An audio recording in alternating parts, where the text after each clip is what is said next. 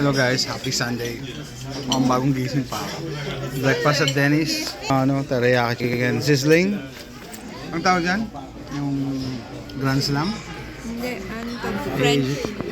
Kay AJ, steak. T-bone steak. T-bone steak. Eh, syempre, hindi pwede mawala yung pancake. So, ang activity namin today, maaga kami nag-church. Usually 11, pero nag-church kami ngayon ng 9. Kasi pupunta kami sa circus, Ringling Brothers. And then, kita nyo, doon ang door. Dito ako umuupo. Para kita ko sino yung papasok sa door. If you know, you know. Sabi ko, tagal na namin hindi kumain sa Dennis, Busy kasi. Busy eh. May time, nagbe-breakfast lang kami. So, pag weekend.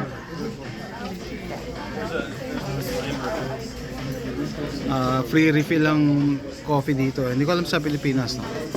Isa yun sa mga kinagulat ng mga ng mga Europeans.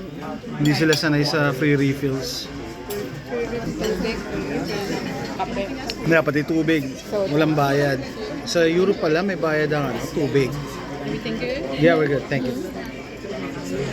May bayad pala sa Europe ang tubig. Free refill lang kape, free refill lang Free refill lang soda. soda soft drinks. Free refill lang coffee, ang tubig. Kahit di ka umorder, pwede ko, bibigyan kami sa ng tubig, automatic.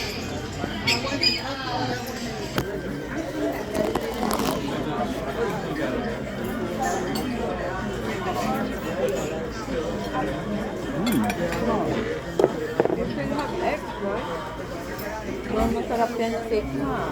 Oo nga, Pag gusto kong humingi. parang pwede humingi. Ang masarap yung steak ni AJ. Tingin nga ng chicken mo, patagim. Chicken teriyaki. Konti lang. Mas Tikman- masarap compared sa chicken teriyaki ng Panda Panda Express. Express. Panda Express parang process.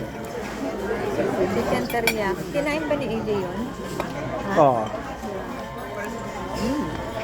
Ano? Mas flavorful. Anong side niya? May mushroom? Mashed potato. May mashed potato? Tsaka Mushroom? ito. Ikaw pala wala kang pancake. Pwede ako humingi. Pancake. Masarap pancake ni AJ. Hindi na ako order ng pancake kasi dapat wala kaming leftover. Naglagay ako na Ay. Naglagay ako ng Tabasco. Dapat wala tayong leftover. Kasi diretso tayo sa circus Pero dapat ubos.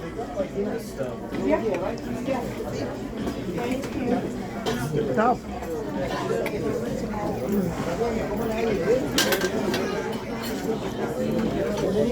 Primary care. Sa primary care pala, di ba? Nasabi nila, huwag kang kumain ng eggs.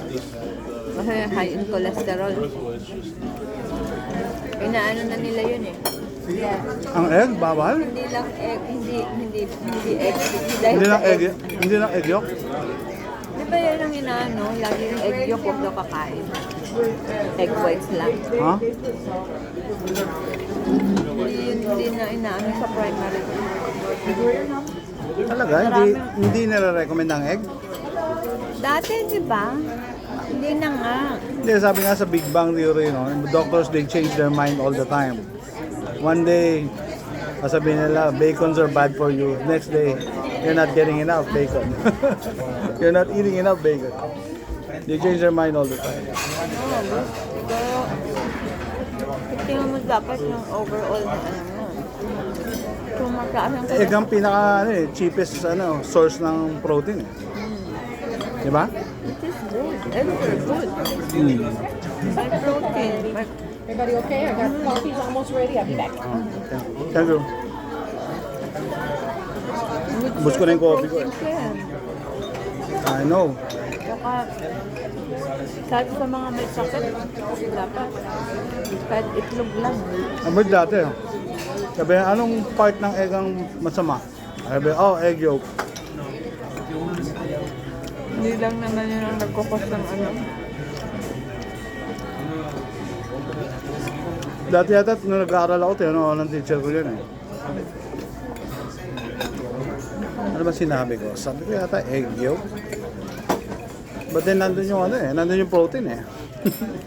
That's the good stuff. Nasa egg yolk eh. Nasa white. Thanks, take AJ. Lynn, cut mo ako. Ayun, dad niya sa pure steak. Give me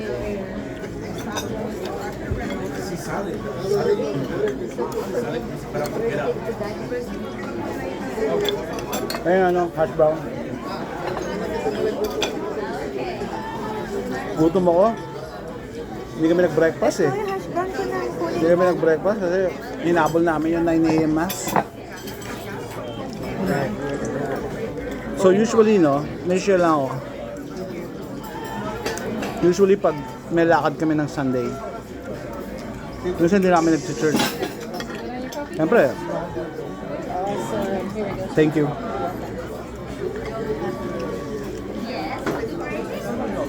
Can we get more of the vanilla Cream, yes, cream? sir. Are you okay on your coffee? Yes, I'm good. Okay. Okay. So usually nga no, pag may lakad kami Sunday, hindi namin nag-church kasi you know, hindi conflict sa schedule. Pero this time, ano ba, bakit namin ano eh. So sige, pinilit namin na gawa ng paraan na mag-church ng 9 a.m.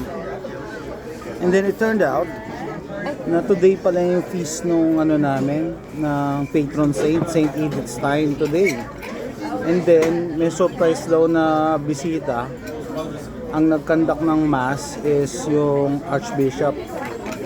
It doesn't happen every day. Actually, ngayon ko lang nga na, ano eh, na-experience yun eh, na yung Archbishop ang magkakandak ng ano, mass. Kaya na-realize ko kanina, ano kaya yun? No? Yeah, meron kang free will na pwede sabihin mo, ay, hindi lang kami magsimba ngayon, next week na lang. Tapos yun pala, very special pala today. Yung mga ganun. I mean, we're meant to experience that. We're meant to go to church. Which we're glad. Kasi, sabi mo nga, you don't experience that every day na yung Archbishop pa magkakandak ng mass. I'm St. Edith. Ano pa? Oh, tapos yung ano pa, Feast of St. Edith pa lang ngayon, hindi namin alam. Akala ko si Father. Si St. Edith, atheist siya. Atheist. Nalabasa sa libro. Tapos, parang may nangyari sa kanya, nag-iba yung mindset niya. Nagpa-baptize siya at the age of 30. 30 years old siya, ano. Gusto mo laman bakit siya Naging naging katok. saint? Yung sakripisyo niya siguro, doon sa concentration camp.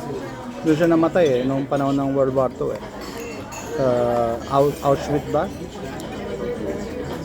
So, ayun, naka-inspire din. Ano yung miracles na? No, may, Usually yung mga saint nagagawa ng miracle.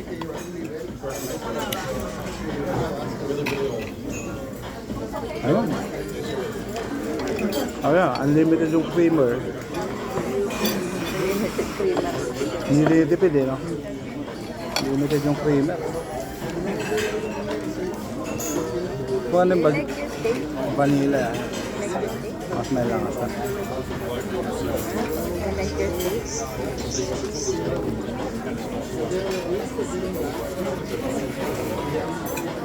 You want?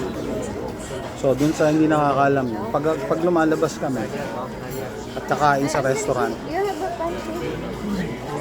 umuupo ko facing the door You want this? para alam mo kung sino yung papasok sa restaurant. That is a crepe. Kasi ako yung may dala sa amin.